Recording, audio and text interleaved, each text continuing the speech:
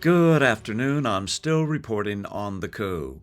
Right now, please like, share, and subscribe below. Last night, Rudy Giuliani filed to appeal a judge's order to pay an outrageous $148 million to a pair of Georgia election workers whom he accused of voter fraud in the 2020 presidential election. Giuliani claims that his accusations were not actual malice and were protected under the First Amendment. He seeks to have the defamation verdict thrown out or be granted a new trial. Giuliani filed Chapter 11 bankruptcy the day after the $148 million judgment was declared last December. In the bankruptcy papers, he listed assets of up to $10 million.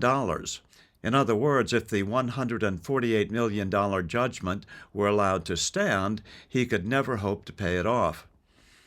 Regardless of the merits of Giuliani's case, the punishment is unprecedented in a political case.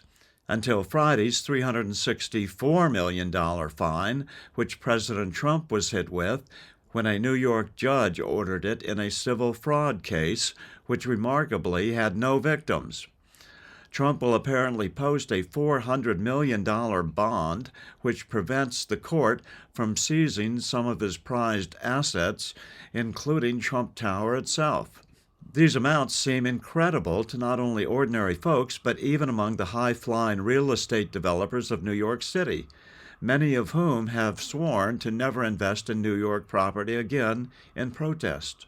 However, some believe that these leftists and never-Trumpers may just have stepped into a constitutional trap. Check out the Eighth Amendment to the U.S. Constitution. It's only 16 words in length. Excessive bail shall not be required, nor excessive fines imposed, nor cruel and unusual punishments inflicted. The amendment was adopted on December 15, 1791, along with the rest of the United States Bill of Rights. The amendment serves to prevent unduly harsh penalties on criminal defendants before and after a conviction.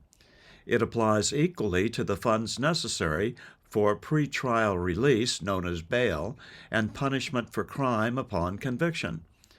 After nearly 200 years of not being deployed in a court case, an Eighth Amendment violation was declared by the United States Supreme Court for the first time in 1998 in a case known as United States versus Bekakijian.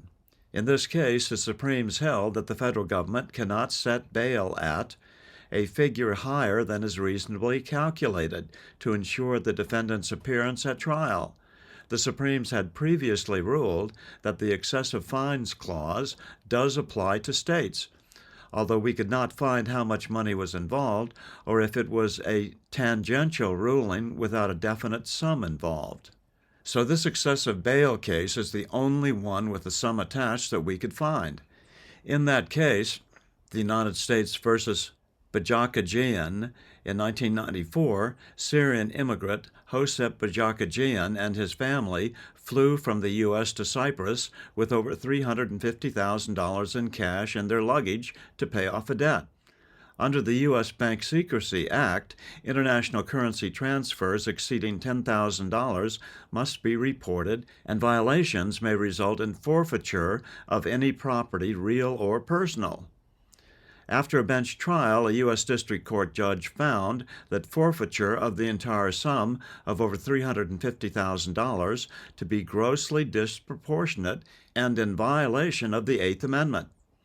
The judge ordered the forfeiture of only $15,000 plus the maximum allowable fine of an additional $5,000. 2 years later, the U.S. Court of Appeals for the Ninth Circuit affirmed the district court's decision and even ruled that the forfeiture of any of the currency was unconstitutional under the Eighth Amendment. The U.S. Supreme Court took this case and in 1998 agreed that the $357,000 plus forfeiture requested by the U.S. government would be grossly disproportional to the gravity of his offense. It is larger than the $5,000 fine imposed by the district court by many orders of magnitude, and it bears no articulable correlation to any injury suffered by the government. This type of outcome will undoubtedly prevail in the cases of Trump and Giuliani. In Rudy's case, the fine is 15 times his net worth, and it remains to be seen whether President Trump will be forced into bankruptcy or not. I'm still reporting from just outside the one-time world citadel of freedom. Good day.